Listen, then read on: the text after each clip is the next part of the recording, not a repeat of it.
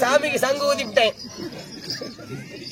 தெரிஞ்சது சாமி மாதவா சொல்லுங்க சாமி. சீராக நிறைந்திருக்கும் தெய்வ சபை. மாபெரும் தெய்வீக சபை. இச்சபை உண்மையாக ஆனாபுர அப்பமார்களும் பெருமார்களும் கண்டாபுரம் அனைவரும் தாய்மார்களும் அனைத்தடலான சூழ்ந்திருக்கார்கள். சாமி எல்லாரும் உட்கார்ந்துருக்காங்க. நம் நாடகத்தை காண வந்திருக்கும் அனைத்து ரசிக பெருமக்களுக்கும் நமது கலைக்குழுவின் சார்பாக கலைக்குழுவின் சார்பாக பணிவாடு நமது வணக்கத்தை தெரிவித்துள்ளோம். வணக்கம் வணக்கம் வணக்கம். ஆமா போன வழியா நல்லபடியா முடிச்சா இந்த பொண்ணுங்க போடுங்க. இருந்தாலும் இது ஒரு முக்கியமான விஷயம். என்ன சாமி? நானும் ஒரு கலைஞனா ஒரு 4 பேத்துக்கு முன்னாடி நிக்கிறேன்னா அந்த பெருமையெல்லாம் இந்த மண்ணுக்கே சேரும். நிச்சயமாக. ஏன் தெரியுமா? சாமி நான் ஒரு மண்ணு மாதிரி கிடந்த என்ன என்னை வளர்த்து ஆளாக்கி என்னை ஒரு கலைஞன் ஆக்கியது இந்த மண்ணில பிறந்து வளர்ந்து ஆளாகிய மரியாதைக்குரிய என் முன்னோரு. அதாவது எங்க ஆசானாகிய பச்சமுத்து வாதியாரையே சேரும். அவர்களே சேரும். ஆமா அகட்டுங்க. நான் வளர்ந்ததுக்கு காரணம் யாருன்னா எங்க வாதியார் பச்சமுத்து வாதியார் தான். மட்டும் இல்ல நிறைய கலைஞர்களை வளர்த்து விட்டவரு இருக்காங்க பச்சமுத்து வாதியாரு. அதனால இந்த பெருமையெல்லாம் இந்த மண்ணுக்கே சேரும். அது மட்டும் கிடையாது. மாண்டு மடிந்து வைகுந்த சேர்ந்த அருமை ஆசான் பச்சமுத்து வாதியார் அவர்களுக்கு இன்னும் செட்டியப்பட்டி சின்னவர் அவர்களோ பெரியவர் அவர்களோ எனக்கு அதாவது வாதியார் மட்டும் இல்ல ஒரு தாய் தந்தை மாதிரி உறுதுணையா இருந்து என்ன வளர்த்த ஆளாவிக்கும். இந்த மண்ணுலகை விட்டு விண்ணுலகம் போய் சேர்ந்தாலும் அன்னவர்களுடைய ஆத்மா எல்லா வல்ல இறைவனடி சேர எல்லா வல்ல உலக நாயகியாக விளங்க அன்னை பராசக்தியை சபை சார்பாக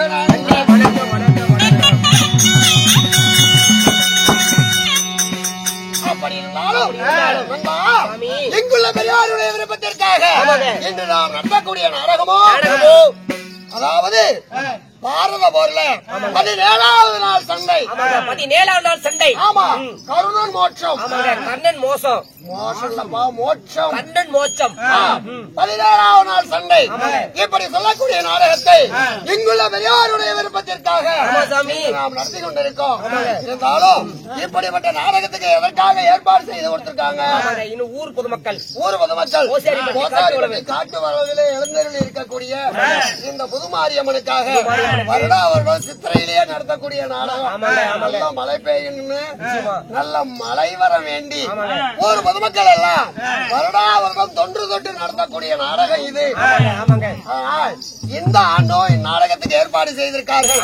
இதற்காக இரவு பகல் என்று என்னடா மணி அடிச்சுக்கிட்டே யாருக்குடா மணி அடிக்கிற ஒரு பழக்கதாசம். சரி இந்த ஆண்டும் நல்ல மழை பெய்யணும் நாடு செழிக்கணும்னு 1 10 100 1000 வசூல் செய்து இந்நாடகத்துக்கு ஏற்பாடு செய்த பெரியவர்களும் இதற்கு நல்ல உள்ளத்தோடு நல்ல ஆதரவு தந்து கொண்டு இருக்கக்கூடிய அனைத்து பொதுமக்களும் அம்மனுடைய அனுகிரகத்தினால நோயற்ற வாழ்வு குறைவற்ற செல்வமாக பல்லாண்டு பல்லாண்டு காலம் நீடூழி வாழ வேண்டுமா எல்லாம் வல்ல பராசக்தியை சபை சார்பாக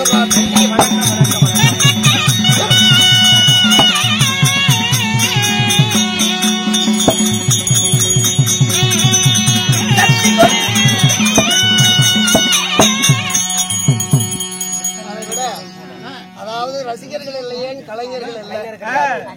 உனக்கும் சரி எனக்கும் சரி இதற்கு முன்வந்த கலைஞர்களே இனி வர இருக்கும் கலைஞர்களையும் கௌரவப்படுத்திய அனைத்து ரசிக பெருமக்களுக்கும் பணிவாடு எங்களது நன்றியை தெரிவித்துக்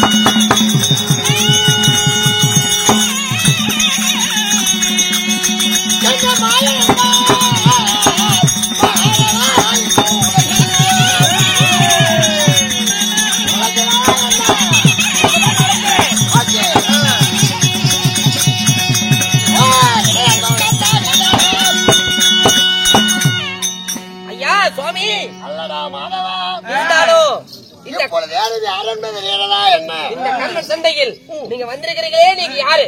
உங்களோட பேர் என்ன?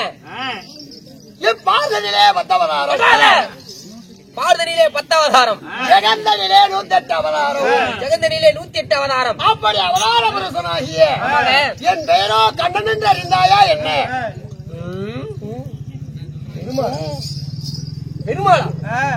சாமி கடவுளா நீங்க? ஏமா என்ன சந்தேகம்? ஐயா தெய்வமா? ஏம்பா பெருமாளா? நானே. சாமி இந்த பேசும் தெய்வம் நீங்க தானா? அடியோடு ஸ்ரீமந்த நாராயணன், கேனக்கண்ணன், ஞான கண்ணா. சாமி புண்டவாயா? அப்படி இல்லப்பா, வெண்ணையை உண்டவாயா? சாமி கேனக்கண்ணா, ஞான கண்ணா, சாமி புழுலோதும் கண்ணா, உலகூதும் கண்ணா. சாமி நீங்க பகவானா? என்னால நம்ப முடியவே இல்லை சாமி. ஏன் நம்ப முடியலையா? இதுதான் ஐயா, நான் காண்பது கனவா இல்ல நினைவா? ஏன்? ஐயோ சுவாமி, இந்த பேசும் தெய்வத்தை பார்ப்ப உங்களுடைய தீவிர பக்தன் சாமி நானு. நிச்சயமாக சரி, பார்க்கும்போதே தெரியுது. உங்களுக்காக தினந்தோறும் மணி ஆட்டிக் கொண்டிருப்போம்.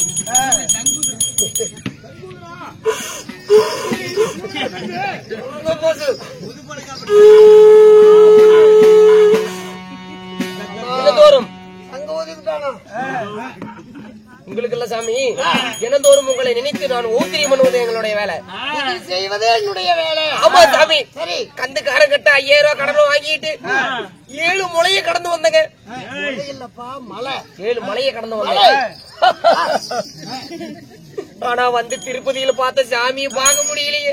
ஏன்? கோயில் இருந்தது கல்லு சிலை. அடாடா. சாமி எங்கிட்ட பேசவே இல்லை சாமி. அங்க இருந்தது விக்கிரகம். சாமி எங்கிட்ட பேசல. சரி, சும்மா இருப்பனா? மாட்டியே. போட திருச்சி, திருச்சி, ஸ்ரீரங்கம். ஸ்ரீரங்கம். நீங்க கூட அந்த ஊமுன் மாதிரி படுத்திருப்பீங்களே, தூங்குன மாதிரி படுத்திருப்பீங்களே. அதனால ஸ்ரீரங்கம் போன சாமி. ஸ்ரீரங்கத்திலேயாவது நம்மளுக்கு வெற்றிகரமா ஏதாவது நடக்கும்னு பார்த்தேன். பகவானை தரிசிக்க முடியாதா? தரிசிக்க முடியாதா என்று நினைச்சேன். கோயிலையே சாமி. நடசாத்திர பிரகாரம் முன்னாடி கூட்டத்திலேயேவா? ஏன் சாமி கோயில் யாராவது பண்ணுவாங்களா? தோத்து போயிட்டேன்னு சொன்னேன். கோயில் இருந்தது கல்லு சிலை. உங்கவும் கல் சிலையே. ஆனா இன்னைக்கு ஞாயிற்றுக்கிழமை சாமி, நம்ம கோச்சாரிப்பட்டி காட்டு வலுவுல நீங்களே பிரசிடண்ட் சாமி. பிரசண்டமா இருக்கீங்க. பகவானுடைய தீவிர பக்தர்கள் நாங்கெல்லாம். ரொம்ப சந்தோஷம். உங்க முன்னாடி எல்லாம் நாங்க சுப்பிரபாதம் பாடுவது வழக்கம். என்னது? சுப்பிரபாதம் சாமி. சுப்பிரபாதம் பாட தெரியுமா? ஐயா, திருப்பதியில சுப்பிரபாதம் ஓடுதே நீங்க கேள்விப்பட்டிருப்பீங்களே. பாத்திருக்கேன். அந்த சுப்பிரபாதம் பாடுறதே எங்க ஆயாதான். அந்த வம்சாவளி, வம்சத்துல வந்தவனா நீ? இந்த வம்சாவளியில வந்தவள் தான் சாமி இந்த கண்டவளுக்கு பிறந்தவள். இந்த அப்படியா? ஆமாங்க. சரி, உனக்கும் சுப்பிரபாதம் பாட தெரியும்னு சொல்ற.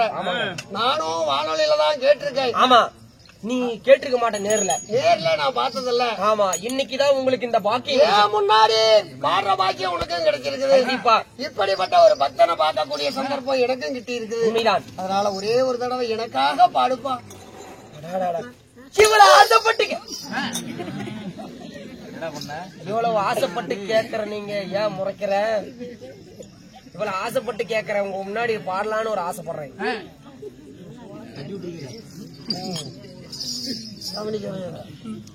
பாடு.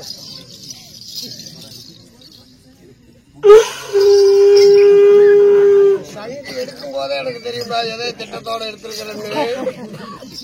இப்ப பாரு.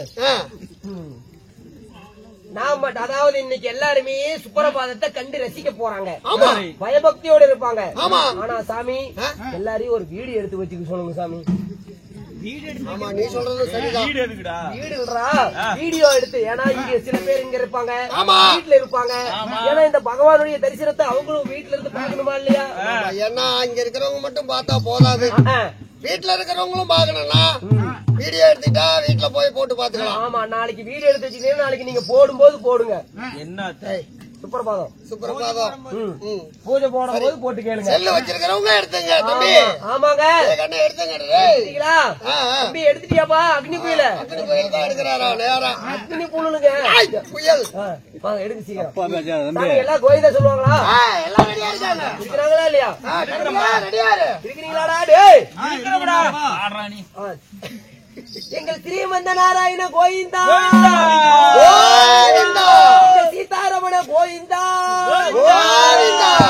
ஸ்ரீ ஸ்ரீனிவாசா, ஸ்ரீ வெங்கடேசா, ஸ்ரீ ஸ்ரீனிவாசா, ஸ்ரீ வெங்கடேசா, ஆரோக்கிய பாலு நயந்திரா பாலு, ஆரோக்கிய பாலு நயந்திரா பாலு, எஸ்டிடி பூத்தி சேகா சூத்து,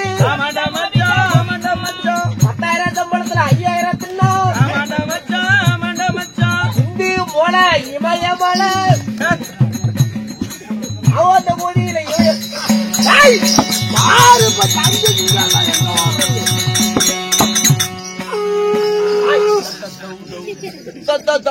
நாங்க சங்கூதிங்க.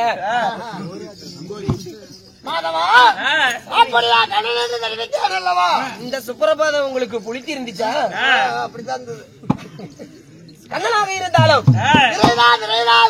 கலியுகம் என்று சொல்லக்கூடிய யுகந்தனிலே நான் எடுத்த அவதாரங்களோ 10 அவதாரம், தஜாவதாரமோ 10 அவதாரம், மச்சம், கூர்மம், வராகம், நரசிம்மம், வாமனன், பரசுராமன் எப்படி சொல்லக்கூடிய 6 அவதாரங்களை கிரேதாயுகத்திலே எடுத்து முடித்தேன். ஆமா, அடுத்தது கிரேதாயுகத்துல எடுத்த அவதாரம் 7வது அவதாரம் ராம அவதாரம். ஆமா, சரிங்க, அது ஒரே அவதாரம். துவாபர யுகத்துல பலராம அவதாரம் 8வது அவதாரம், 9வது அவதாரம். சரி சுவாமி, நாளை பிறக்கும் கலியுகத்துல எடுக்க போறது கல்கி அவதாரம் 10வது அவதாரம். நாளைக்கு சாமி எடுப்பாரு கலக்கி. எனக்கு ஆம்லேட்ரா, அது ஒன் சைடு. கலக்கியா? நீங்க தானே சொன்னீங்க கலக்கின்னு. இல்லப்பா, கல்கி அவதாரம். கல்கினா தெய்வங்கள் எல்லாம் வக்ரமாயிருவாங்க, ஆயிருவாங்க. அதான் கல்கி அவதாரம். இருந்தாலும் ஐயா, ஸ்ரீமந்த கண்ணன் சொல்றீங்க, ஸ்ரீமந்த கண்ணனாக இருந்தவர் நீங்க, இந்த கண்ணனாக பிறந்திருக்கிறீங்களே, இந்த உலகத்தில் உங்களுக்கு தாய் தந்தைகள் யாரு? யாருக்கு மகனாக பிறந்தீங்க? யாரு? எதற்காக பிறந்தேன்? பிறக்க வேண்டும்.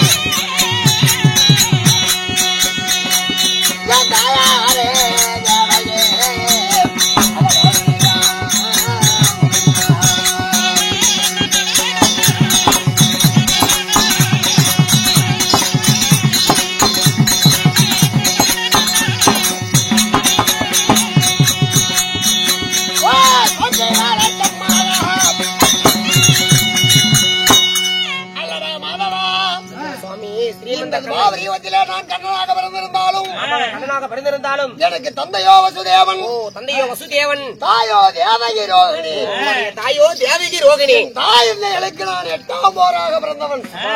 ஏங்க சுவாமி, நீங்க 8ஆம் போர் கண்ணனாக பிறந்தீங்க. ஏங்க 8ஆம் போர் கண்ணனாக பிறந்த நீங்க எங்களை போல ஒரு மனிதனோடு மனிதனா பிறந்திருக்கிறீங்க. நீங்க ஒரு கடவுள், சரி, ஏன் மனிதனோடு மனிதனா பிறக்கணும்? என்ன காரணம் சாமி?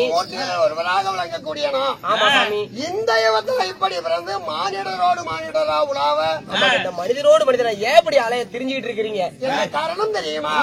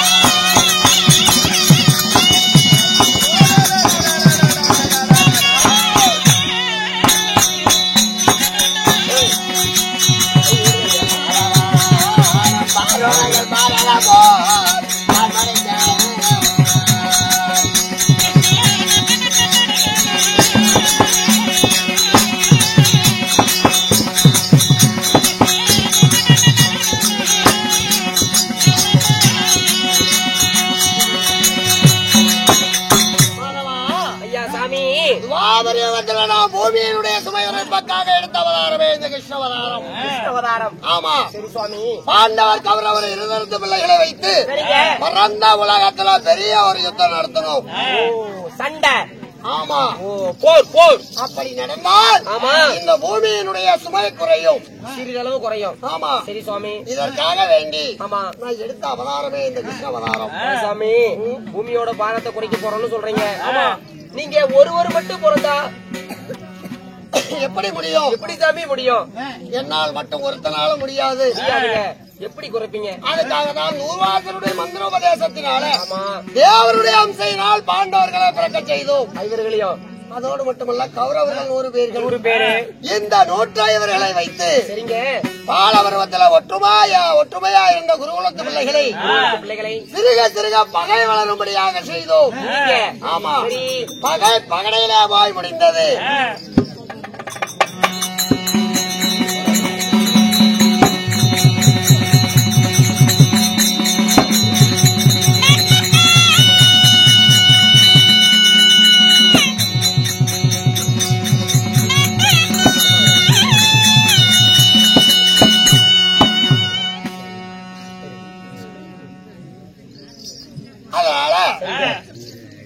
பகல் வளரும்படி செய்தோம். பகை பகடையில போய் முடிந்தது. பகடையில தோற்ற பாண்டவர்கள் பாராவணம் தெரிந்து மீண்டு வந்த நாடு கேட்க கொடுக்க மறுத்தார்கள் கௌரவர்கள். 3ஆம் முறையாகிய கண்ணனாகிய நானே பாண்டவருக்கு பரிந்து நாடு கேட்க போனேன். நீங்களே போனீங்க. ஆமா அப்புறம் தூதாக நான் போன போது துரியோதனன் என்ன சொன்னான்? அண்ணா ஊசியை தரையில நிலைநாட்டினால் எவ்வளவு இடம் பிடிக்குமோ அவ்வளவு கூட இந்த வேசி மக்களுக்கு நான் பாகம் என்று தர இயலாது. தர முடியாது. ஆமா சரிங்க. இறுதியாக கத்தி முனையில சந்திக்கலாம். ஆமா வெற்றி அடைபவர்கள் நாடாளலாம் அப்படி என்று தெரிவித்தான் துரியோதனன். பாரத போருக்காக முகூர்த்தம் குறித்து வந்த பிறகு சரிங்க பாண்டவர் கௌரவர் இருந்த பிள்ளைகளோ பாண்டவர் பக்கம் 7 குரோணி சேனைகள் பக்கம் 11 குரோணி சேனைகள் இருந்த பிள்ளைகளும் குருச்சேத்திர பீடபூமியில சேனையை அணிவகுத்து பாரத யுத்தம் நடத்தினாங்க. அதனால 10 நாள் வரையும் பீஷ்மாச்சாரியருக்கு கௌரவருடைய பட்டம். அவர் அம்புபடுக்கையினால மூர்ச்சையா சாய்த்தான் சாய்த்து விட்டார். ஆமா அடுத்தது 6 நாள் வரைக்கும் வில்லாசிரியர் துரோணருக்கு சேனாதிபதி பட்டம். சரிங்க அவர் துஷ்டதேவன் கையால நேத்தோட மடிச்சிட்டாரு. பாண்டவர் பக்கம் முதல் நாள் ஒரு நாள் மட்டும் சுவேதவாகனுக்கு சேனாதிபதி பட்டம். அந்த பையனை தந்திரமா மடிச்சிட்டாரு. பிறகு பாஞ்சாலுடைய மகனாகிய துஷ்டதேவனுக்கு சேனாதிபதி பட்டம். ஆமா அந்த பையன் தான் பாண்டவருடைய படை தளபதியா இதுவரை இருந்து வர்றான். 16 தினங்கள் பாரத போர் முடிந்திருக்கிறது. நாளை உதயாதிகாலமானால் 17வது நாள் சண்டை. 17ஆம் நாள் சண்டை. ஆமா சரிங்க பாரத போர்ல இந்த 17வது நாள் சண்டையில அதாவது படைக்க தலைமை தாங்கி யுத்தம் செய்யக்கூடிய தகுதி வாய்ந்தவர்கள் கௌரவர் பக்கம் ஒரு சிலரே இருக்காங்க. பேர் மட்டும்தான் துரியோதனன், கருணன், ஜல்லியே, ஜகுனி இப்படி ஒரு சிலரே இருக்காங்க. அதனால் நாளைய 17வது நாள் யுத்தத்தில் பாண்டவர்கள் ஜெயமடைய வேண்டுமே. இன்று எனக்கு ஒரு முக்கியமான வேலை. ஆமா சரிங்க எங்க போகணும் தெரியுமா? பாண்டவர்கள் நாடு வந்த பிறகு வனத்துக்கு போகும்போது தன் தாயாகிய குந்தமாதேவிய விதுர மகாராஜனுடைய அடைக்கலத்தை பிரித்து விட்டு வனத்துக்கு போனாங்க பாண்டவர்கள். அத்தை குந்தமாதேவி அஷ்டாபுரத்திலே இருக்காங்க. இன்னைக்கு அவங்க இடத்துல போய் பார்க்கணும். இன்னைக்கு அத்தையை போய் பார்க்கணும். முக்கியமான வேலை. ஆமா அங்க சாமி நான் இதே இடத்துல இருக்கேன். சரிங்க எங்க அத்தை அந்த புறத்துல விதரமகாராஜனுடைய குடிசையில் இருப்பாங்க. நான் வந்திருப்பதாக என் அத்தை இடத்துல என்னுடைய வரையை எடுத்து சொல்லுங்க சுவாமி.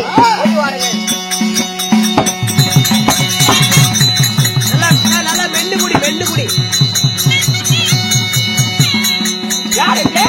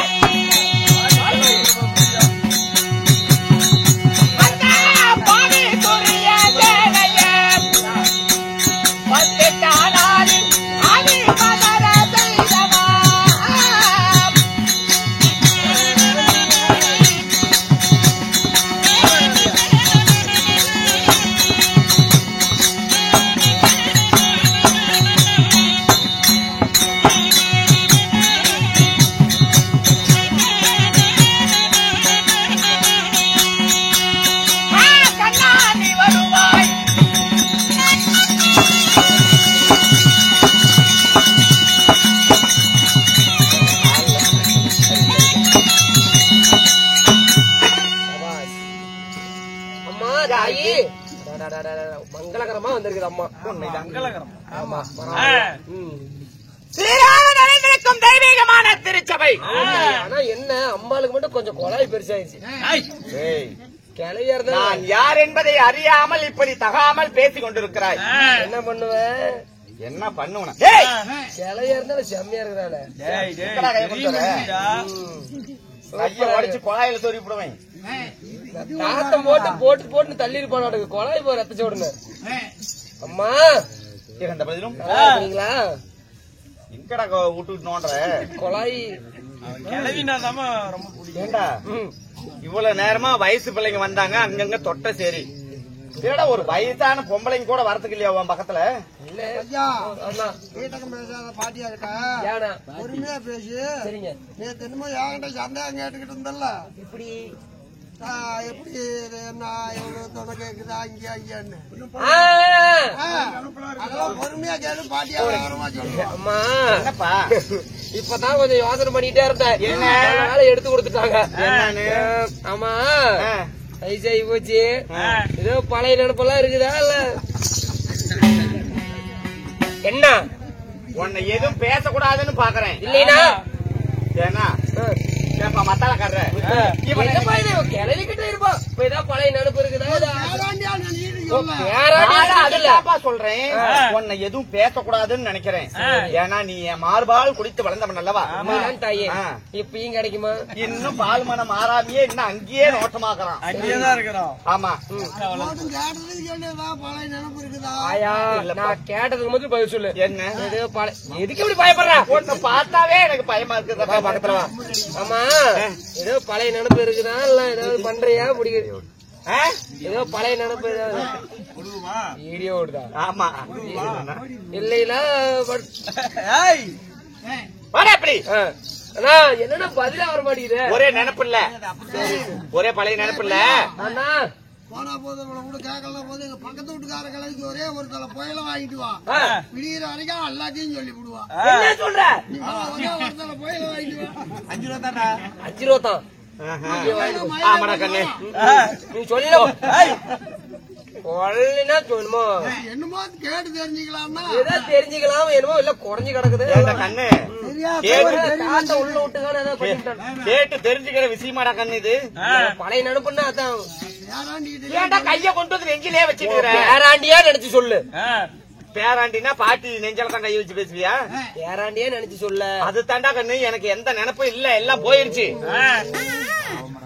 இல்லையாமா தேடுதா துணை தேடுதாப்ப? இல்லடா கண்ணு, ஒரு துணை இருக்குதே தேடிக்கிறியா? இருக்குதா? பொன்னிசாமி ஐயாக்குறாரு போறியா? தாயேடி போனா படுக்க மாட்டா. மனுஷன் பாவம் ஏதோ முடியாத காலத்தை வந்து உக்காந்துட்டு ஆளுக்கு 10 ரூபா காசு குத்துக்கிட்டு இருக்கிறாரு. அதையும் வேண்டாம் முடிச்சு கட்டலான்னு பாத்துக்கிட்டே என்ன சரி. இருந்தாலும் ஸ்ரீராமன் நிறைந்திருக்கும் தெய்வீகமான திருச்சபை இந்த சிங்கார பொன்மேடை இதோ கோசாரிப்பட்டி காட்டுமளவிலே எழுந்தருளி அருள் பாலிக்கும் அகிலாண்ட கோடி பிரம்மாண்ட நாயகி வேப்பிலைக்காரி விளையாடும் பத்தினி. அதாவது இந்த உலகத்துல மாரி என்றால் என்ன? மழை மாதம் மும்மாறி பெய்கிறதா என்று சொல்லி முதியோர்கள் எல்லாம் கேட்டு கேள்விப்பட்டிருப்போம். அப்பேற்பட்ட மலைக்கான ஒரு தெய்வம் என்ன அப்படின்னா, ஊருக்கு ஒரு கோயில் எப்பவுமே எந்த ஊர்ல எந்த கோயில் இருக்குதோ இல்லையோ மாரியம்மன் கோவில் இருக்கும். காரணம் எல்லா ஊருக்கும் மழை நல்லா பெய்யணும் அப்படிங்கிறதுக்காக அந்த மலை தெய்வமாக விளங்கக்கூடிய அந்த மாரியம்மனை வைத்து வெளிப்படுவது ஆதியிலிருந்து இன்று வரை நடந்து கொண்டிருக்கிறது.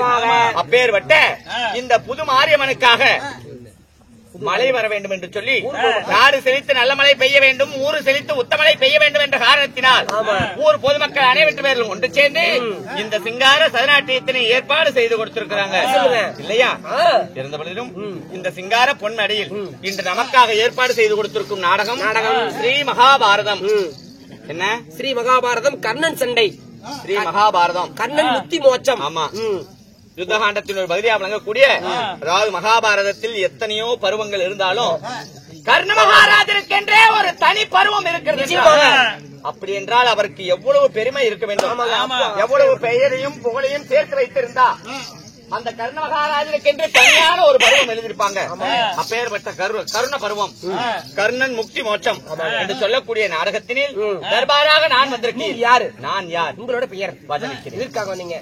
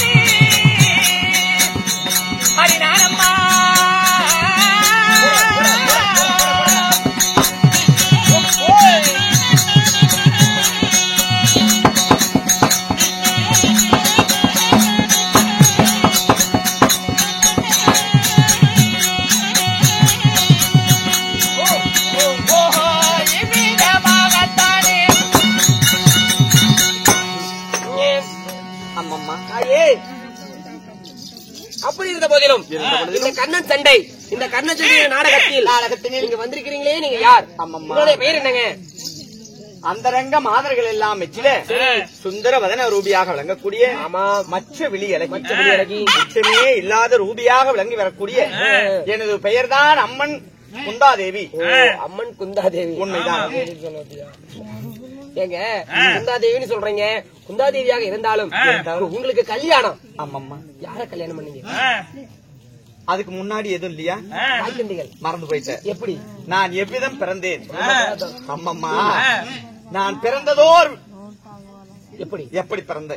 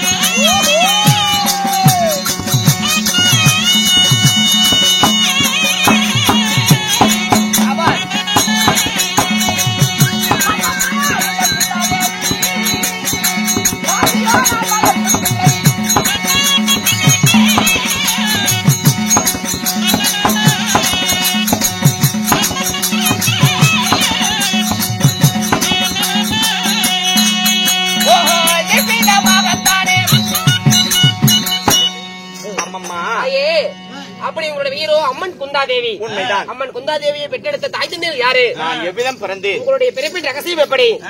அம்மா, யாரால பிறந்தீங்க? வட மதுரையை ஆட்சி செய்து வந்தார் உக்கிரசேன மகாராஜர். உக்கிரசேன மகாராஜர். உண்மைதான். சரிங்க.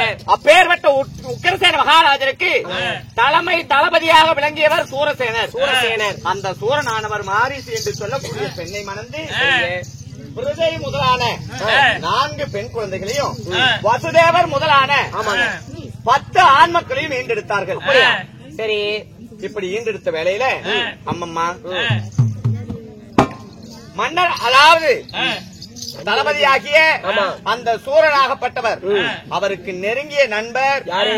குந்திபோஜ நகரத்தை ஆண்டு வரக்கூடிய குந்திபோஜ அரசர். குந்திபோஜ அரசர் அவருக்கு நீண்ட காலமா திருமணம் செய்து புத்திர சந்தானம் இல்லாத காரணத்தினால தன்னுடைய நண்பரிடத்தில் ஒரு வேண்டுகோள் வைக்கிறார். நண்பா, இதோ இத்தனை ஆண்டு காலங்கள் கழிந்தோம், திருமணமாகி எனக்கோ புத்திர சந்தானம் ஏதும் இல்ல. உனக்கு பிறந்திருக்கும் ஆண் குழந்தைகளை எல்லாம் விட்டு இருக்கக்கூடிய பெண் குழந்தைகளில் ஒன்றை எனக்கு தானமாக தத்து பிள்ளையாக கொடுத்தா நான் தத்து பிள்ளையாக வளர்த்திக் கொள்கிறேன் என்று கேட்க, ஒரு நண்பனின் துயரத்தை தீர்ப்பதுதான் நல்ல நட்புக்கு அழகுன்னு சொல்லுவாங்க. உண்மைதான். அப்பேற்பட்ட நட்புக்கு அழகு சேர்க்க வேண்டி சூரனானவர் தன்னுடைய மூத்த பெண்ணாக விளங்கக்கூடிய மகளாக விளங்கக்கூடிய விருதை என்று சொல்லக்கூடிய என்னை தத்து பிள்ளையாக கொடுத்தார். கொடுத்தாங்க. உண்மைதான். சரிங்க. அப்படி சூரசேன மகாராஜர் என்னை எடுத்துச் சென்று அம்மம்மா குந்திபோஜ அரசருக்கு மகளானபடியினால் எனக்கு குந்தி தேவி என்று பெயரிட்டு என்னை எப்படி எல்லாம் வளர்த்தினார்கள்? தங்க தொட்டிலில் இட்டு சந்தன கட்டிலில் படுக்க வைத்து பாலோடு அன்னத்தை பகிர்ந்து கொடுத்து நாளொரு மேனியும் பொழுதொரு வண்ணமுமாக, எப்படி நாளொரு வண்ணமும் பொழுதொரு மேனியுமாக கண்ணை ஒரு இமை எப்படி காக்கும், அதுபோல என்னை வளர்த்தி வாலிபம் செய்தார் குந்திபோஜன அரசர். உண்மைதான். அரச குலத்தில் ஒரு பெண்ணானவள் வளர்ந்தால் ஒரு தக்க பருவமான உடனே அவளுக்கு திருமணம் செய்ய வேண்டும் என்றால் அரச குலத்தின் சத்திரிய குலத்தின்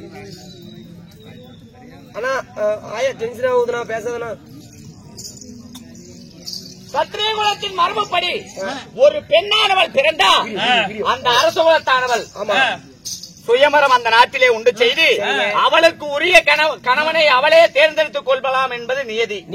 அதன் பிரகாரம் குந்திபோஜ அரசராகப்பட்டவர் தன் மகளுக்கு திருமணம் ஏற்பாடு செய்ய வேண்டும் என்று சொல்லி உலக 56 தேசத்திற்கும் நிகிதம் அனுப்பினார். எப்படி என் நாட்டிலே சுயவரம் நடக்கிறது, இந்த சுயவரத்தில் கலந்து கொண்டு என் மகளான குந்தி தேவி தேர்ந்தெடுக்கும் மன்னரை திருமணம் செய்து கொள்ளலாம் என்று நிகிதம் அனுப்பினாங்க. அதன் பிரகாரம் பாஞ்சால நகரத்தில் எனக்கான சுயவர ஏற்பாடுகள் நடந்து கொண்டிருந்தது. உண்மைதான். சரி. அப்போ அந்த சுயமர மேடை எப்படி இருந்தது? அம்மா, ஒரு புதிதாக ஒரு பூவானது பூத்தா, ஒரு புதிதான ஒரு பூத்தால் பூ என்ன பூத்துச்சு? பூங்க. பூ பூத்தால் மலர். ஒரு மலரானது புதிதாக மலர்ந்த உடனே அதில் இருக்கக்கூடிய தேனை உறிஞ்சுவதற்கு வண்டினங்கள் எப்படி மொய்க்கும்? அதுபோல உலகத்தில் உள்ள 56 தேசத்து மாமன்னர்களும் இளவரசர்களும் பாஞ்சால நகரத்தில் கூடியிருந்தாங்க. சரிங்க. எங்க குந்திபோஜன ராஜ்யத்துல. ஆமா, குந்திபோஜன ராஜ்யத்தில் நான் வளர்த்தேன். குந்திபோஜன ராஜ்யத்துல அனைவரும் கூடியிருந்தாங்க. அந்த வேளையில கூடியிருந்த சபையில் இருக்கக்கூடிய எந்த மன்னரை நான் தேர்ந்தெடுத்தேன்? அவர் எந்த நாட்டுக்கு அதிபதி?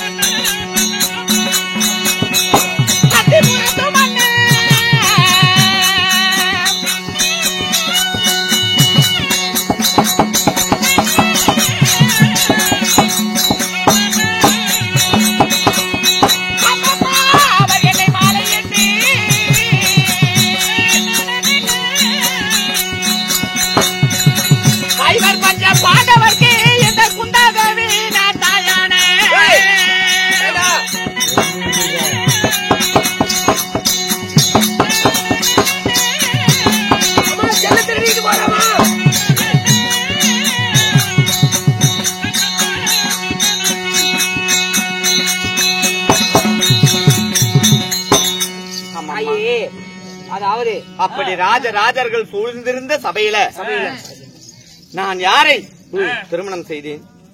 எந்த நாட்டு அரசர் அவர்? ஏன்டா வரவங்க எல்லாம் பயம் காமிக்கிற? கொஞ்சம் அப்படிதான். அம்மம்மா அக்கா இந்த வருஷம் நீங்க கலக்கிட்டுரு. அஸ்தினாபுரத்தினை ஆமா உலகத்தில் உள்ள 56 தேசத்திற்கும் தலைநகரம். தலைநகரம். தலைநகரத்தில் இளவரசர் அரசர் முதல் ஆமாங்க. அடுத்த அண்டை நாட்டு அரசர்கள் இளவரசர்கள் வரை ஆமாங்க. குந்திபோஜன ராஜ்யத்துல ஆமா சுயவரத்திற்காக வந்து கலந்திருந்தாங்க. எல்லாம் கலந்து உட்கார்ந்திருந்தாங்க. அமர்ந்திருந்த மேடையில ஒவ்வொரு அரசர்களையும் இளவரசர்களையும் உற்று நோக்கினேன். அதுல பாருடி. ஆமா சிம்மாசனத்தில் ஒருவர் அமர்ந்திருந்தார். என்ன மாதிரியே ஆராட்டம் ஒன்னாட்டமா இல்லைங்க. இவனாட்டம் ஒருத்தர் சிம்மாசனம் போட்டு உட்கார்ந்து இருந்தா அவனை எப்படி கண்ணுல பாக்குறது? பொன்னியின் செல்வன் படத்துல வர வந்தியன் தேவன் மாதிரியே. வந்தியத்தேவனா? நான் தான். வந்தியத்தேவன் காதல இதை கேட்டான்னு வச்சுக்க, சரி அதுக்கு மேல இந்த வேஷத்தை போட்டு நடிக்கவே மாட்டான். சரி விடு. அப்படி சிம்மாசனத்தில் ஒருவர் அமர்ந்திருந்தார். எப்படி அமர்ந்திருந்தாரு? ஒரு சிங்கமானது பிறவியை விரித்துக் கொண்டு எப்படி அமர்ந்திருக்கும் அதுபோல் அமர்ந்திருந்தார். அவரை கண்டவுடனே அவரையே திருமணம் செய்ய வேண்டும் என்று என் மனதானது ஆவல் கொண்டது. என் கரங்களில் இருந்த மாலையை கொண்டு சென்று அவர் கழுத்திலே அணிவித்து நான் மணாளனாக சிங்க மாதிரி உட்கார்ந்து இருந்தாரு இந்த அம்மா. யாரு? குருநாடு குருகுலம். குருகுலம் பரிவான சந்திரகுலம். அந்த சந்திரகுலத்தில் பிறந்திட்ட பாண்டுபுத்திர மகாராஜரே அந்த நான் மலாளனாக ஏற்றுக்கொண்ட என் கணவனாக வேண்டும். என்ன பாண்டுபுத்திர மகாராஜனா? நீங்க தானே சொன்னீங்க.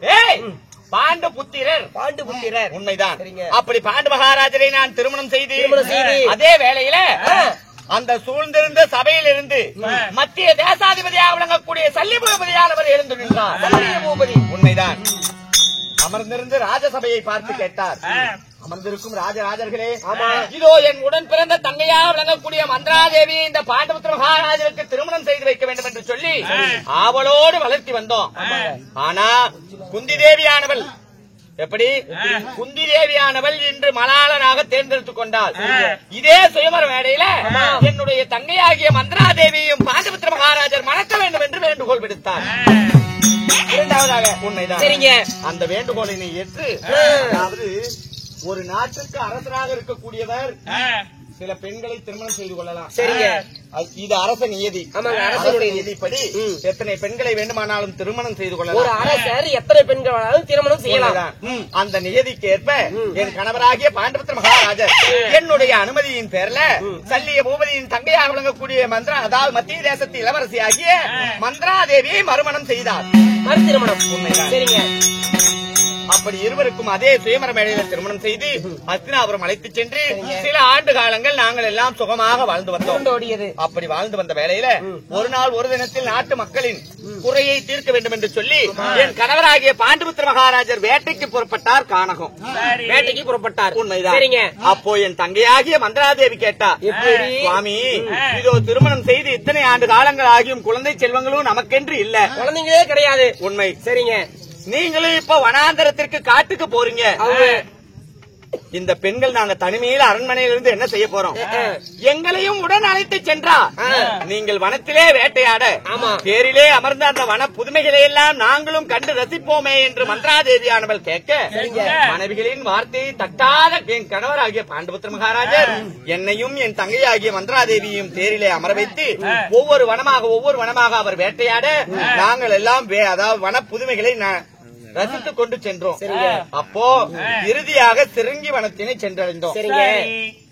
அந்த சிறுங்கி வனத்தினை சென்றடைந்த உடனே 2 புள்ளிமான்கள் துள்ளி விளையாடி கொண்டிருந்தன. 2 புள்ளிமான்கள் துள்ளி விளையாடி கொண்டிருந்தன. இதை பார்த்த உடனே என் தங்கையாகிய மந்திராதேவியானவள் கேட்டா, சுவாமி இதோ துள்ளி விளையாடி கொண்டிருக்கும் இந்த புள்ளிமான்களை விடுத்து கொடுத்தா இல்லை இல்லாத பாவிங்க இந்த புள்ளிமான்களையாவது வைத்து விளையாடுவோம் என்று கேட்க அதன் பிரகாரம் என் கணவர் அரவர் தன் மனைவிகளின் ஆசையை நிறைவேற்ற வேண்டும் என்று சொல்லி எடுத்தார் வில்லை, கொடுத்தார் அம்பை, துரத்தினார் மான்களை. அந்த கருப்பு மான்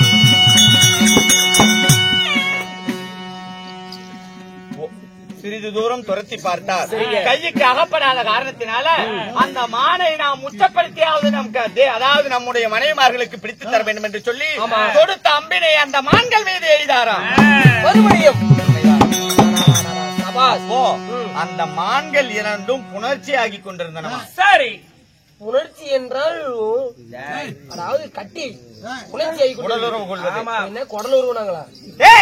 ஒன்று சேர்வது. உடலுறவு. ஆமா, ஒன்று சேர்றது. அப்படி இரண்டு மான்களும் புணர்ச்சியாகி கொண்டிருந்தனமா? உணர்ச்சி ஆகி கொண்டு உண்மைதான். அந்த வேளையில் என் கணவராக பாண்டவத்திர மகாராஜர் எய்த அம்பாகப்பட்டது அவர்கள் மீது பாய மான்களாக இருந்த அந்த இரண்டு மான்களும் தன்னுடைய சுயவரவிற்கு வந்தனமா? ஆண்மானாக இருந்தவரோ ஐயா இந்த அம்மாவை தான் பண்ணலான் இருக்கிற வர மாட்டேங்குது. என்ன தேவையோட பையன், நானும் வாயை திறக்கக்கூடாதுன்னு பாக்குறேன், வாயை திறக்க வைக்கிறிய. என்ன சமாளிக்க முடியுமாடா உன்னால? முடியாது. இல்ல, என்ன சமாளிக்க முடியுமா உன்னால? சமாளிக்க முடியாதா? எவ்வளவு பெரிய உருவமெல்லாம் என்ன சமாளிக்க முடியாம விட்டுட்டு ஓடி போயிருச்சுடா. துஷ்டம் முண்டமே. நான் பெஞ்சு போட்டுக்குவேன். என்ன சமாளிக்கிறது ரொம்ப கடினம். ஏமா? ஆமா, அப்படியா? இருந்தாலும் கொலையை பார்த்தாவே தெரியும். பயங்கரமா உருண்டு விளையாண்டு எனக்கு புல் அனுமதிக்கு வரா பாவம் பாவம் பார்த்துட்டு என்னடா நீ வா உன்னை பாடி போட்டா இப்ப பாடி போடுறதில்ல. கேட்டாங்களா? கேட்டா என்னங்கிறா தெரியுமா? ஏன் காட்டுக்காலா கசகசல இருக்கிறா? கேட்டாங்களா இதெல்லாம்? நானும் கெட்ட வார்த்தை பேசக்கூடாது, இந்த கவுண்டெல்லாம் எடுக்கக்கூடாதுன்னு பாக்குறேன். நாளைக்கு ஒரு 50 ஒரு அமைதியான வேஷம் போட்டா கூட என்ன அமைதியா விட மாட்டேன். நீ முடியாது. கேட்டா? ஆனா நீங்க எதை ட்ரை பண்றீங்களா? அறவே ஐயா ஐயா சரி சரி. இருந்தாலும்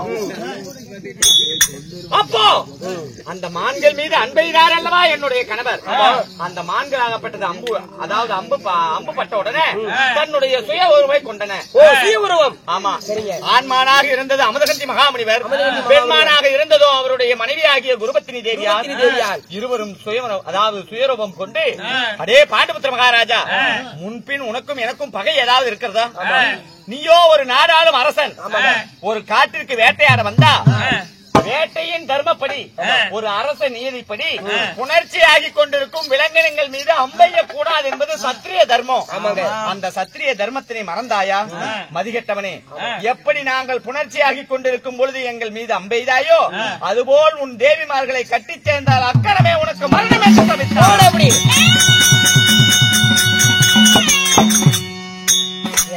வீரத்தோடு மனைவிகளின் ஆசையை நிறைவேற்ற வேண்டும் என்று சொல்லி அந்த அம்பினை எடுத்துச் சென்ற என் கணவர் வரும்பொழுது வாடிய முகத்துடன் பர்ணசாலைக்கு திரும்பி வந்தார். ஓ பாவம், ஏன் சுவாமி இப்படி வாடிய முகத்துடன் வந்திருக்கிறீர் என்று கேட்டேன்.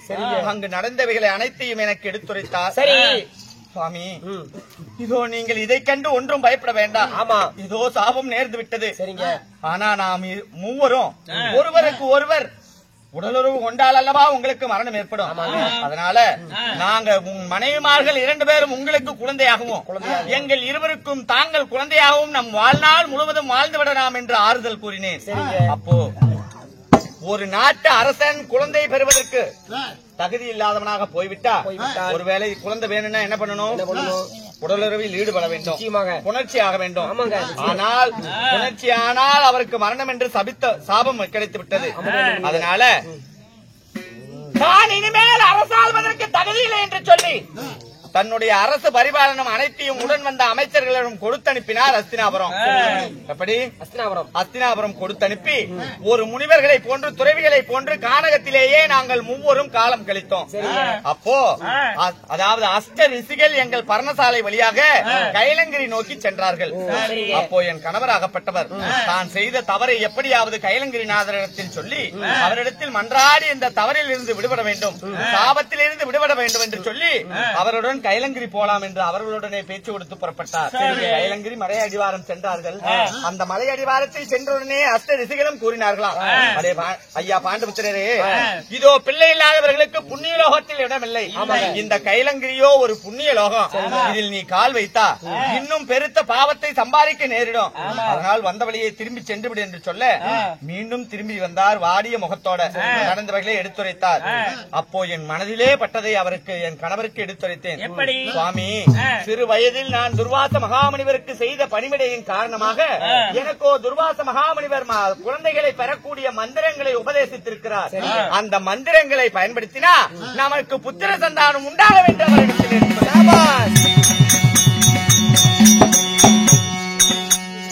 அதன் பிறகு என் கணவரின் கட்டளைக்கு இணங்க முதலில் எந்த தெய்வத்தை நினைத்து அந்த மந்திரத்தை உச்சரித்தேன்? யாரு? நீதியும் நெறியும் தவறாத தர்மத்திற்கென்றே இருக்கும் ஒரே தெய்வம் யமதர்ம மகாராஜர்.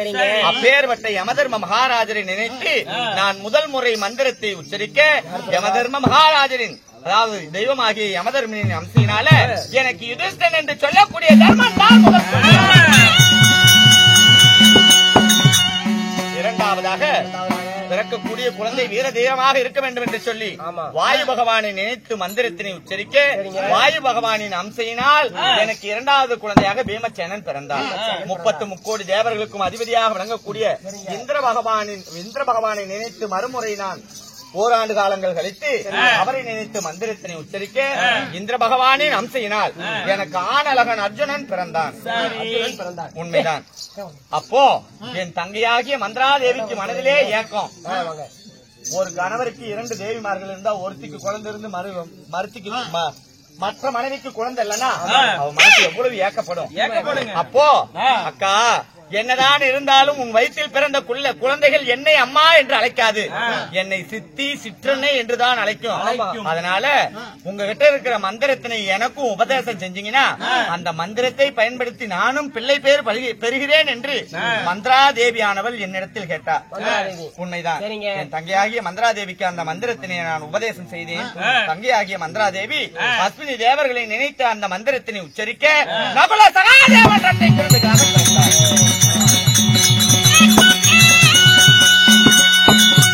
இப்படி 5 ஆண் மக்களை இருவரும் ஈண்டெடுத்து அந்த சிறுங்கி வனத்தில் சில ஆண்டு காலங்கள் வாழ்ந்து வந்தோம். தினந்தோறும் காலையில் எழுந்தவுடன் அம்மம்மா, நானும் என் கணவரும் மந்திராதேவியும் 5 மக்களும் கங்கை கரைக்கு சென்று குளித்து நீராடி காலை கடன்களை முடித்துவிட்டு பர்ணசாலை திரும்புவது வழக்கம். சரிங்க. அப்படி தினந்தோறும் நடந்து கொண்டிருக்க ஒரு நாள் ஒரு தினத்தில் வாழ்விலே ஏற்பட்ட இன்னல் என்னவென்று தெரியுமா?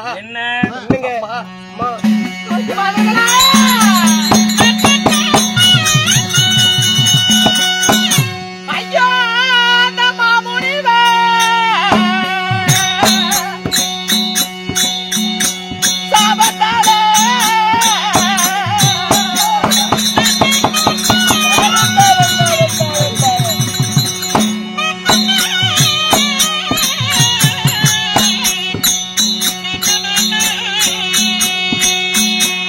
ஏழரை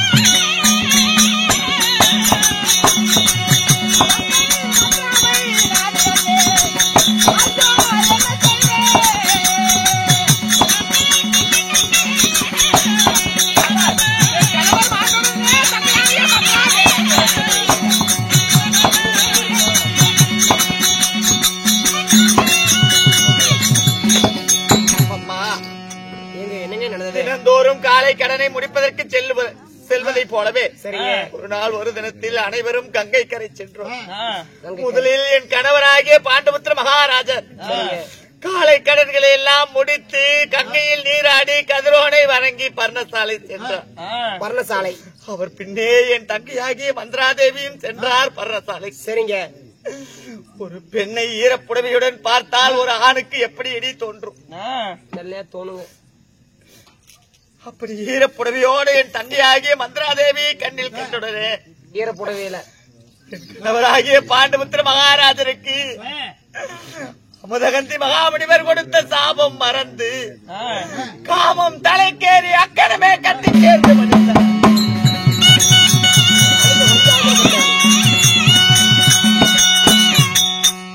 ஈரப்புடவையுடன் மனைவியை கண்ணிலே கண்டவுடனே காமம் மீறி முனிவரானவர் கொடுத்த சாபத்தினை மறந்து கட்டி சேர்ந்தார். அக்கணமே மரணமடைந்தார். அப்போ அந்த கானகத்தில் இருந்த முனிவர்களின் துணையோட சந்தன கட்டைகள், குங்கும கட்டைகள் என்று சொல்லக்கூடிய கட்டைகளை எல்லாம் வெட்டி வந்து அவரை தகனம் செய்வதற்கு ஏற்பாடு செஞ்சேன். சரி. அப்போ என் தங்கையாகிய மந்திராதேவி சொன்னா, தான் ஈண்டெடுத்த நகுல சகாதேவர்களை என் கரங்களிலே ஒப்படைத்து, ஆமா அக்கா, இனிமேல் நான் பெற்ற குழந்தைகளுக்கும் நீதான் தாய் தந்தை. நீதான் தாய் தந்தை. நம் கணவரின் இறப்புக்கு காரணமானவள் இந்த மந்திராதேவி நானே. ஆமா. மன்னவர் அரண்மனையை விட்டு கானகம் புறப்படும் பொழுது வனத்திற்கு வருகிறோம் என்று கேட்டவளும் நான் தான். வனத்திலே வந்தவுடனே மான்களை பார்த்து ஆசைப்பட்டு அதை பிடித்து தாவென்று கேட்டவளும் நான் தான். அதனால்தான் மன்னவருக்கு அந்த சாபம் நேர்ந்தது. சரிங்க. சாபம் இருப்பதை தெரிந்தும் அவர் முன்னே காமத்தை தூண்டுவது போல் ஈரப்புடவையுடன் நின்றதும் நான் தான். அதனால நம் மன்னவராகிய நம் கணவர் இல்லாத இந்த பூமியில நான் வாழ்வதற்கு தகுதியற்றவள் அப்படி என்று சொல்லி, சரிங்க, கணவராகிய பாண்டபுத்திர மகாராஜர் எரிந்து கொண்டிருந்த அந்த சிதையில ஆமாங்க தங்கையாகிய மந்திராதேவியும் உடன் கட்ட ஏறி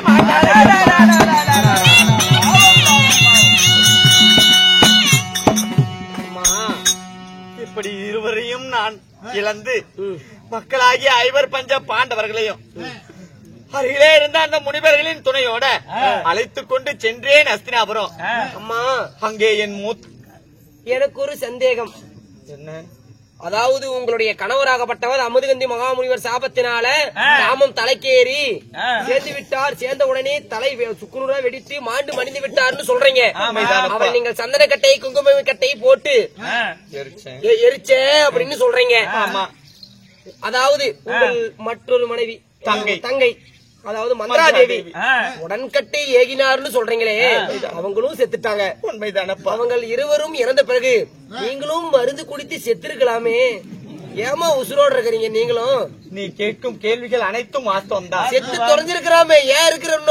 ராஜகுலத்தில் பிறந்த பெண்கள் ஒரு மன்னவரை மணந்தா மன்னர் மாண்டவர்கள் உடனடியாக உடன்கட்டை ஏற வேண்டும் என்பதுதான் அரச நியதி. ஆனால் நான் ஏன் இன்னும் உயிருடன் இருக்கிறேன்? ஏன் இன்னும் உசுரோடு நின்று திரியிருப்ப? என் கணவரும் என் தங்கையாகிய மந்திராதேவியும் ஆண்ட பிறகு என் ஐவர், அதாவது நாங்கள் ஈண்டெடுத்த ஐவர் பஞ்ச பாண்டவர்களும் குழந்தையாக இருந்தாங்க. ஒரு காரணம் இருக்கும். ஒரு பெற்றவர்கள் குழந்தையை குழந்தை பருவத்தில் விட்டு மாள்வது, அதுவும் தற்கொலை செய்து மாள்வது என்றா அதை விட பெரும்பாவம் இந்த உலகத்தில் எதுவும் இல்லையா? அதன் காரணமாக தன்னுடைய மக்களை வளர்த்தி வாலிபம் செய்ய வேண்டுமே, இந்த நாட்டுக்கு அவர்களை எல்லாம் இளவரசராக்க வேண்டுமே என்று சொல்லி அரசராக்க வேண்டும் என்ற ஆசையினால என் மக்களை வளர்த்துவதற்காகவே நான் என் வாழ்வை எல்லாம் தியாகம் செய்தேன். மக்களை வாழ்வதற்காக மக்களுக்காகவே வாழ்ந்து கொண்டிருக்கிறேன். உண்மைதான். அகட்டும் தாயே. அப்படி என் மக்களாகிய ஐவர் பஞ்ச பாண்டவர்களையும் கானகத்திலிருந்து ஹஸ்தினாபுரம் அழைத்து சென்றேன். அங்கே என் அதாவது மூத்தாராக வழங்கக்கூடிய என் மச்சாண்டார் திருதராட்டிய மகாராஜருக்கும் சகோதரியாகிய காந்தாரிக்கும் பிறந்திருந்தார்கள் கௌரவர்கள் 100 பேர். அந்த 100 பேரில் இந்த 100 பேரையும் என் மக்கள் ஐவர் பஞ்ச பாண்டவர்களையும் மொத்தம் 105 பேரையும் துரோணர் என்று சொல்லக்கூடிய பிராமணரிடத்தில் ஒப்படைத்து கல்வி கற்பதற்காக அனுப்பி வைத்தார் என் மாமனாராகிய பீஷ்மர். எப்படி? ஆமா, கல்வி கற்பதற்காக துரோணரிடத்தில் ஒப்படைத்தார். இப்படி கல்வி கற்க சென்ற வேளையில என் மக்களாகிய ஐவர் பஞ்ச பாண்டவர்களுக்கும் என் மூத்தாராக திருதராட்டிய மகாராஜரின் மக்களாகிய கௌரவர்கள் 100 பேருக்கும் இடையில படிக்கும் தருவாயில் சிறு சிறு ஒரு சண்டைகள் சலசலப்புகள் சரிங்க பகை ஏற்பட்டது. அந்த பகையின் காரணமாக கௌரவர்களால் எத்தனையோ வஞ்சிக்கப்பட்டார்கள் என் மக்களாகி ஐவர் பஞ்ச பாண்டவர்கள். இறுதியாக சூது பகடைக்கு இசையை செய்து என் மக்கள் ஆண்டிருந்த நாடு நகரம் நவநீதி செங்கோல் உப்புச்செட்டி வரையோடு வரை அனைத்தையும் பிடுங்கிக் கொண்டு 12 கானகம் ஓராண்டு அஜ்ஞாதவாசம் அனுப்பி வைத்தார்கள். அப்படி என் மக்களாகிய ஐவர் பஞ்ச பாண்டவர்களும் ஐவருக்கும் தேவியாகிய என் மருமகள் திரௌபதியும் கானகம் செல்லும் தருவாயில இந்த தாயாகிய குந்தி தேவியை என் கொழுந்தனாராக விளங்கக்கூடிய விதர்ண மகாராஜரின் இருப்பிடத்திலே என்னை அடைக்கலமாக விட்டுவிட்டு 12 கானகம் ஓராண்டு அஜ்ஞாதவாசம் சென்றார்கள். 13 கழிந்தாகி வந்து அத்தினாபுரத்தில் நாடு கேட்டு நாடு கொடுக்க மறுத்தபடியினால் 18 நாள் பாரத போர் உண்டு செய்து 16 நாட்களாக பாரத போர் நடந்து 16 நாட்களும் பாண்டவர் பக்கமே ஜெயம் என்று அத்தினாபுரத்து மக்கள் எல்லாம் பேசிக் கொள்கிறார்கள். இருப்பினும் நான் இப்பொழுது என் கொழுந்தனாராக விளங்கக்கூடிய விதர்ண மகாராஜரின் அரண்மனையில் இருக்கிறேன். என்னை காண யாரேனும் வந்தா அதி சீக்கிரம் அழைத்து பிரபார். அம்மா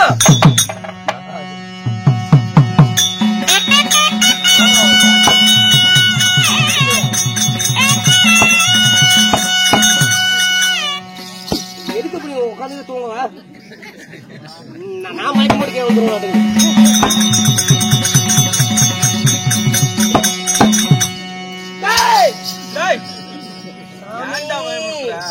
நான் வந்த விஷயத்த என் அத்தையாகிய குந்தமாதேவியிடம் சொன்னியா என்ன? சாமி இன்னும் சொல்லல. மடையா சொல்லாம என்ன பண்ணி இருந்த சாமி நீங்க தான் அத்தையை வைக்க போறேன் அப்படின்னு சொன்னேன். இப்ப போறேன். நீங்க அரண்மனை வாய்க்காவலே இருங்க. உடனடியாக அழைத்து வருகிறேன். கூச்சு பாத்துட்டு இருக்கிற உங்களுக்கு தெரியுதா?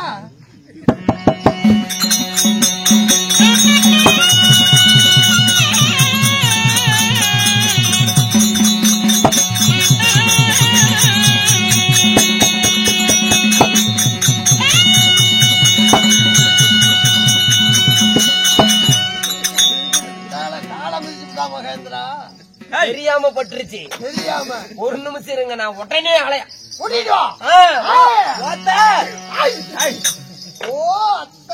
சற்று இருங்கள், வருகிறேன். அம்மா ஐயோ அம்மா யாரப்பா பிச்சைக்காரனா? அப்பா இப்படி ராத்திரி நேரத்துல பிச்சை எடுக்கிறியே அவ்வளவு பசியாப்பா? ஆமா பிச்சைக்காரன் இல்லை தாயே, ஒரு நிமிடம் வாருங்கள் வெளியே.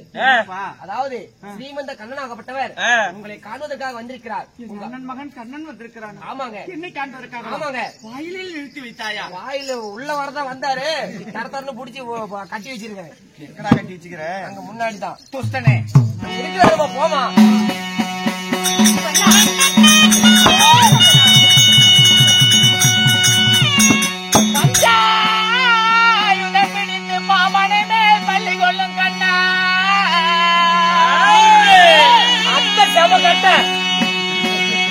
பஞ்சாயுதம் பிடித்து பாம்பனை மேல் பள்ளி கொள்ளும் கண்ணா,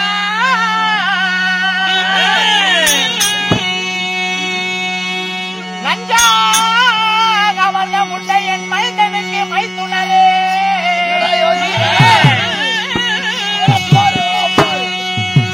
அஞ்சாமல் பஞ்சவனை ஆதரிக்கும் என் தமையன் பிள்ளை.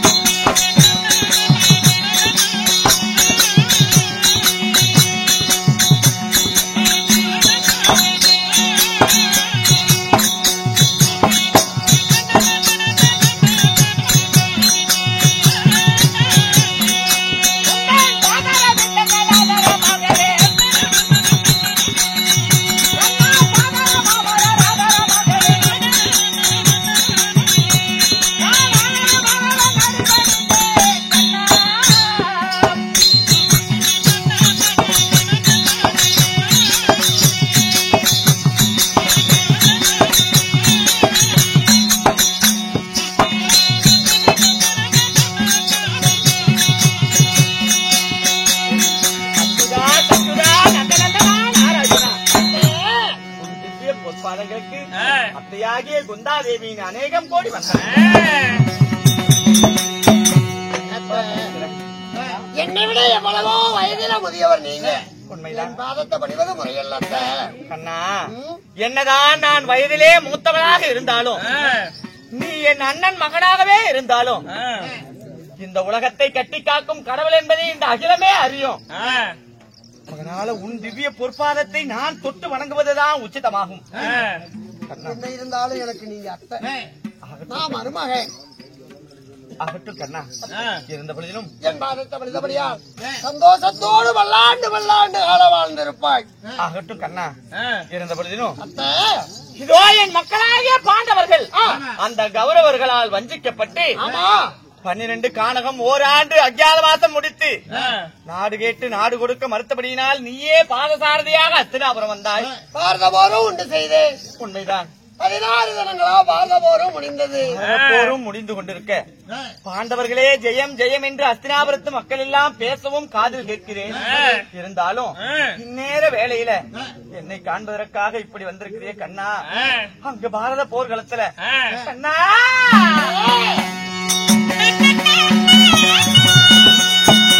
கண்ணா தரப்புகள் படைத்த தருமன் எனதும் பிள்ளை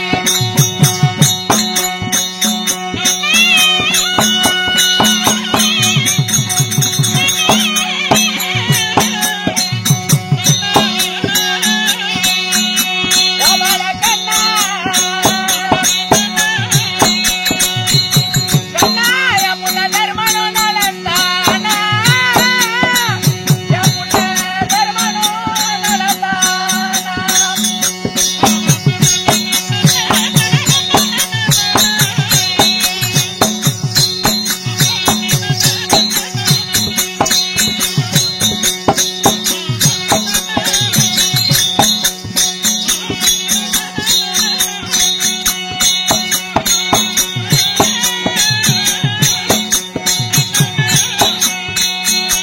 ஓஹா வெற்றிமாதாரி யோனியே மானபிள்ளை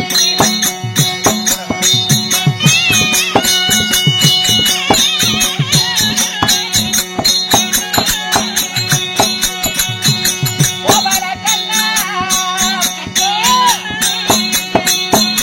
தேவாதி தேவா யமுன விமனு நலந்தானா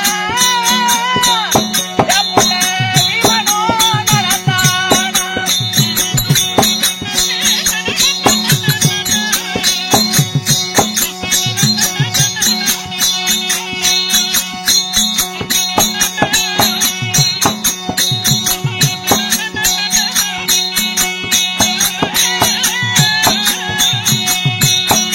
என்னுடைய அருமை தங்கை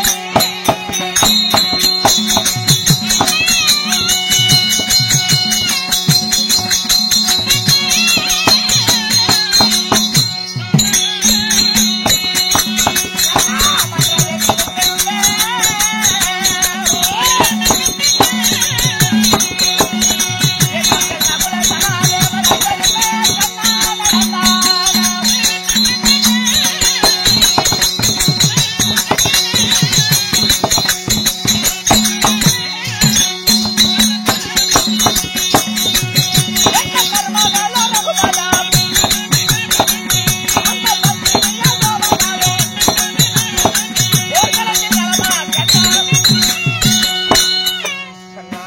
அத்தை, 18 நாள் பாரத போர் உண்டு செய்து 16 நாட்களா அங்க பாரத போர் நடந்துட்டு இருக்குது குருச்சேத்திர பீடபூமியில. அங்கே நான் தவம் இருந்து முதலில் பெற்ற குழந்தை என் மகனாகிய தர்மன் நலமாக இருக்கான. அத்தை, இதுவரை 5 ராஜாக்களும் உன் மருமகளாகிய திரௌபதி 6 பேரும் இதுவரை நலம். இதுவரை நலம். ஆமா கண்ணா. அத்தை, இதுவரை நலம் என்று இப்படி சூசகமாக பேசுகிறாயே என்னப்பா? அத்தை, நாளை உதயாதிகாலமானால் 17வது நாள் யுத்தம். உண்மைதான். இந்த 17வது நாள் யுத்தம் எப்படி முடியுமோ? முடியுமோ? கண்ணா உண்மைதான். வீரனுக்கு வெற்றியும் தோல்வியும் அழகு வேறல்ல என்று சொல்வார். சரி, வெற்றியும் தோல்வியும் வீரனுக்கு அழகா ஆமா. இருந்தாலும் இப்படி பாரத போர் 16 நாட்களாக குருச்சேத்திரத்தில் நடந்து கொண்டிருக்க இருக்க என் மக்களை காத்துக் கொண்டிருந்த இந்த கண்ணனாகி என் அண்ணன் மகன் இப்படி இரவு வேளையில என்னை தனிமையில் காண வந்திருக்கிறியே, என்னப்பா காரணம்? நாளை 17வது நாள் யுத்தம். பாண்டவர்கள் ஜெயமடைவதும் அபஜயமடைவதும் என் கையில் இல்ல, அது உன் கையில் தான் இருக்கிறது. கண்ணா, ஏனப்பா இப்படி விளையாடுகிறாய்? உலகையே கட்டி காத்த கடவுளாகிய உன்னால் ஆகாதது இந்த மாநில பிறவியாகிய என்னால் ஆகுமா? கண்ணா, எப்படியப்பா இது என்னால் ஆகும்? உனக்கு பார்த்த போர்ல உன் பிள்ளைகள் 5 பேரும் நலமா இருக்கணும். உண்மைதான் கண்ணா. ஐவராஜாக்களுக்கும் எந்த ஆபத்தும் வரக்கூடாது, எந்த ஆபத்தும் நேரக்கூடாது. என் மக்கள் ஐவரும் இந்த பாருலகை ஆள்வதை இந்த பாவியாகிய குந்தாதேவி கண்ணில் கண்டுவிட்டா அதுவே எனக்கு மோட்சமாகும் அப்பா. பாண்டவர் 5 பேரும் உயிரோட இருந்தா அதுவே உனக்கு போதுமா? என் மக்கள் ஐவரும் நலமுடன் இந்த நாட்டினை ஆட்சி செய்தால் அதுவே போதும்.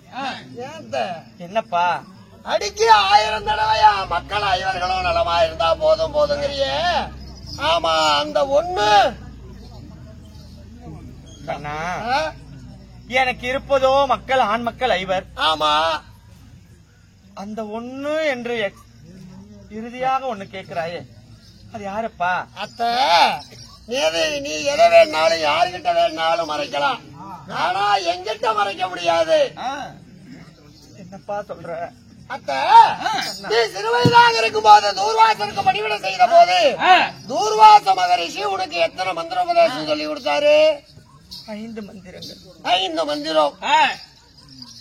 ஒரு மந்திரத்தினால தர்மராஜா பிறந்தாரு, மற்றொரு மந்திரத்தால வாயு பகவான் அம்சால் வேமம் பிறந்தான், மற்றொரு மந்திரத்தால இந்திர பகவான் அம்சால அர்ஜுனன் பிறந்தான், மற்றொரு மந்திரத்தை மந்திராதேவிக்கு உபதேசம் செஞ்ச. ஆமாப்பா. அசுவனி தேவர்களுடைய அம்சையால இரட்டை குழந்தைகள் நகல சகாதேவர்கள் பிறந்தாங்க. உண்மை. மீதி ஒண்ணு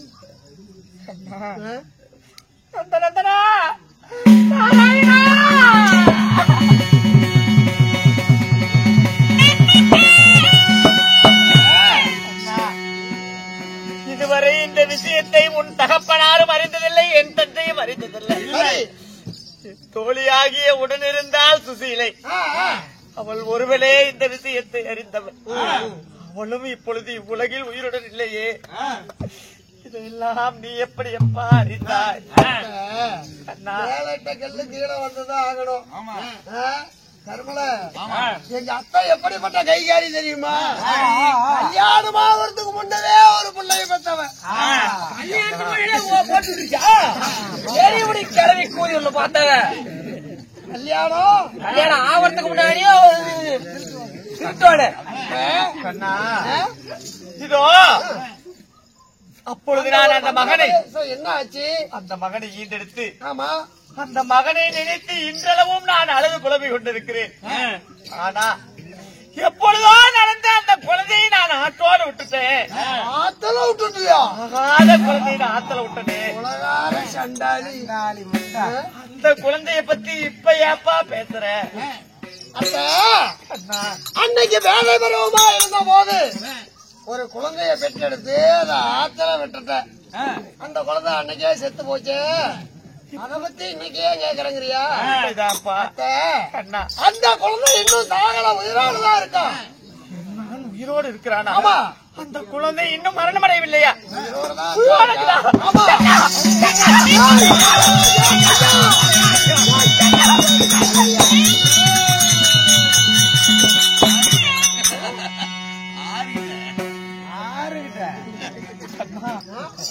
மகன் இன்னும் உயிரோடு இருக்கிறான். ஆமா. அவன் எங்க இருக்கிறான்? எப்படி இருக்கிறான்? அவன் வேற எங்கும் இல்ல, நாளைய யுத்தத்துல உன் மக்கா ஐவர்களையும் கொல்ல போறதும் அவன் தான். உதரத்தில் பிறந்தவர்கள் எதிரணியில் சண்டையிடுகிறார்களா? நாளைக்கு 2 பேரும் சண்டை போட போறாங்க. உன் மக்கள் 5 பேரையும் கொல்றவனும் அவனேதான். யாரப்பா? அத்த, அவன் வேறு யாரும் அல்ல, கொடுத்து சிவந்த களமடைத்த கொடைவல்லால் மாமேத கருணன் என்ற பெயரோடு வாழ்ந்துட்டு இருக்கானே அங்கு தேசாதிபதி கருணை, அவனே உன்னுடைய பிள்ளை. கர்ணன் தான் இந்த குந்தி வயிற்றிலே முந்தி பிறந்தவனா? அதனால்தான் அஸ்திராபுரத்து அரங்கேற்ற மேலையில் முதலில் கர்ணனை கண்டவுடனே நாடாவிட்டாலும் தன் சரீரம் ஆடும் என்று சொல்லி கர்ணனை கண்ணில் கண்டவுடனே என் கண்ணீர் ஆறாக பெருக்கெடுத்து ஓடியதா கண்ணா. இதோ நாளைய தினம் நடக்கிற போரில பாண்டவரை எதிர்த்து யுத்தம் செய்யக்கூடியவன் அங்க தேசாதிபதி. அப்படியானால் உடனடியாக நான் கர்ணனிடம் சென்று, அதானப்பா உன் தாய் பாண்டவர்கள் உன் தம்பிமார்கள் அவரிடத்தில் போர் புரிய வேண்டாம், என்னுடன் வந்துவிடப்பா என்று நான் உடனடியாக அழைத்து வருகிறேன். புறப்படுகிறேன் நான் அந்த தேசம். எங்க போற?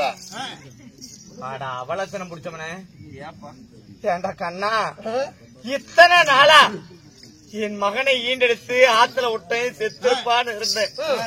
அதை நினைச்சு நான் அழாத நாள் இல்லை, வருந்தாத நிமிடம் இல்ல. உயிருடன் இருக்கிறான்னு காதல கேட்டு இப்பதான் பையனை போய் பார்த்து கூட்டிட்டு வந்துடலான்னு போறேன். இப்படி அவலட்சணம் பிடிச்ச நாயாட்ட எங்க போறேன்னு கேக்குறிய? பையனை போய் கூட்டிட்டு வரலான்னு போனியா? போற காரியம் விளங்குமா? நிச்சயம் விளங்காது. அத்தை, நீ புறப்படு, அங்க தேசம் போ. நான் தான் உன்னுடைய தாயின்னு சொல்லு. அவ்வளவு சுலபமா கர்ணை ஏத்துக்க மாட்டான். அவன் வைக்கக்கூடிய பரிச்சைகள் எல்லாம் ஜெயமடைந்த பிறகு, தாயும் இல்லை என்ன உறவு தெரிந்த பிறகு நீ கூப்பிடு. கண்ணா 5 பேரும் தம்பிமா இருப்பா, அஞ்சோட சேர்ந்து 6 வாழ்ந்திருப்பீங்க, வாங்கன்னு கூப்பிடு. சரி, வந்த 5ஓட சேர்ந்து என் அத்தை பிள்ளைங்க 6 பேரும் ஒன்னா வாழ்ந்தா எனக்கும் சந்தோஷம். சரி, ஆனால் வரம் மறுத்தா நான் சொல்றபடி கேளு, பாண்டவரை காப்பாத்தணும்னா. கண்ணா, மானிட பிறவியாகி இந்த மங்கையால் நான் நினைப்பது ஒருபொழுதும் நடக்க போவதல்ல. ஒருவேளை நடந்தாலும் நடக்கலாம் என்பது என் தாய் பாசம். ஆமா, ஒருவேளை அப்படி நடக்காவிட்டால் என்ன செய்ய வேண்டும்? அப்படி உன்னோடு வர மறுத்தால் வரமாட்டான். ஏன்னா அவன் சேர்ந்த இடம் சரியில்லை. அவன் பையன் வடக்குத்தியாரோட அவன் சேர்ந்த இடம் சரியில்லை. ஆமா, அப்படி வர மறுத்தால் மகனே, ஊர் உலகத்துல எல்லா பிள்ளைகளும் தாயிடம் வர கேட்பாங்க. ஆனா பெற்ற தாய் நான் 2 வரம் கேட்கிறேன், எனக்கு 2 வரம் கொடுப்பான்னு கேளு. ஆனா நிச்சயம் கொடுப்பான். அப்படி கொடுத்தா இனி 2 வரமும் எப்படி வாங்கணும் தெரியுமா? நாளை நடக்கும் பாரத யுத்தத்துல உனக்கு யாருப்பா எதிரின்னு கேளு. சரி, அர்ஜுனனை தான் சொல்லுவான். ஆமா, சரி. அந்த யுத்தத்தில தருமன் வீமனோ சகாதேவர்களோ 4 பேரும் வலியவே யுத்தத்துக்கு வந்தாலும் உன் தம்பிமார்கள் 4 பேருக்கும் உன்னால் எந்த விதமான ஆபத்து வரக்கூடாது. அப்படி என்று இது முதல் வரம். ஆகட்டும். 2வது வரம், அந்த அர்ஜுனனை கொள்வதற்காகவே சபதம் எடுத்தவன் கர்ணை. அதற்காகவே வளர்த்து வருகிறான் அஸ்வசேனா என்று சொல்லக்கூடிய சர்ப்பக்கணைய. சர்ப்பக்கணையா? ஆமா, நாகக்கணை என்றால் உலகையே அழிக்க வல்லதாயிற்று. ஆமா, அப்படிப்பட்ட அரவக்கணையை அர்ஜுன மேல ஒரு கணைக்கு மறுகணை பிரயோகப்படுத்தக் கூடாது. இது 2வது வரம். வரத்தை பெற்று விடுவேன். ஆனால் ஆகாஸ்திரமாகப்பட்டது ஒரு முறையிலேயே உலகத்தை அழிக்கக்கூடிய வல்லமை பெற்றது. அப்படி 2 வரமும் வாங்கிட்டா அப்பவும் நான் உறுதியா சொல்ல முடியாது சிவன் செயல். கண்ணா, நான் இப்பொழுதே உடனடியாக அங்க தேசம் புறப்படுகிறேன். நான் தான் தாய் என்று நிரூபித்து அழைத்து பார்க்கிறேன். ஒருவேளை வர மறுத்தால் நீ கூறியது போலவே சேர்ந்து வரும். அப்படி வந்தானா கூட்டிட்டு வா, என் தமிழ்லைங்க 5 6 சேர்ந்து வரும்.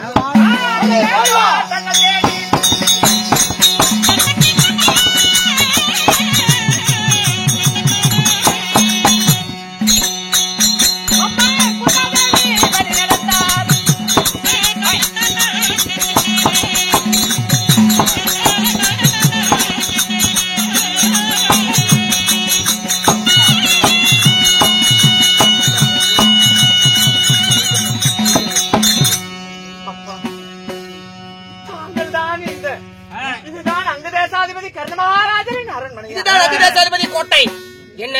இந்த கோட்டையின் முதல் காவலாளி நீங்கள் தானா? நான் தான் வாயில் காப்பாளர். நாங்கள் தான் வாயில் காப்பாளர். உண்மைதான். அப்பா, என் மகனாகிய ஒரு அழுவாச்சி கொண்டு வரக்கூடாது. எதுக்கு வந்த அதை மட்டும் சொல்லு. கேட்டு வாங்கியாப்பா. ஆமாப்பா, எதுக்கு வந்த? ஏப்பா, அதாவது அரசராகிய கர்ண மகாராஜர் அரண்மனையில் இருக்கிறாரு. சாரி பார்த்து டிஸ்டர்பன். கர்ண மகாராஜர் இங்க இல்லப்ப, இங்க இல்லையா? அவுட் ஹவுஸ் போயிருக்கிறாரு. ஆட்டு வேசுனா ஆட்டு வேசிலே முண்டை உலக்கரை சென்றிருக்கிறார். வேணுமென்னா அங்க போ, இங்கெல்லாம் உன் சலசலப்பு வேகாது. போகிறியா இல்ல எரமக்கடாய் விட்டு வாக்கடிக்கட்டுமா? அங்கு தேசாதிபதி கர்ணன் என்றால் இந்த அகிலத்தில் இருக்கக்கூடியவர்கள் எல்லாம் அவரை கண்டு பயப்படுவாங்க. ஆனா உன்ன மாதிரி அறப்பைத்தியத்தை மொத காவலாளியா வச்சிருக்கிறாரு பாரு. நானே பைத்தியம் விட எங்க மகாராஜா எவ்வளவு பைத்தியமா இருப்பாரு நினைச்சு பாரு. அதை நினைச்சா எனக்கு கொஞ்சம் வருத்தமா இருக்கு. இங்க கிடையாது, போ சீக்கிரமா. ஐ சே யூ கட் அவுட். போ குளக்கரைக்கு போ, இங்க இல்ல.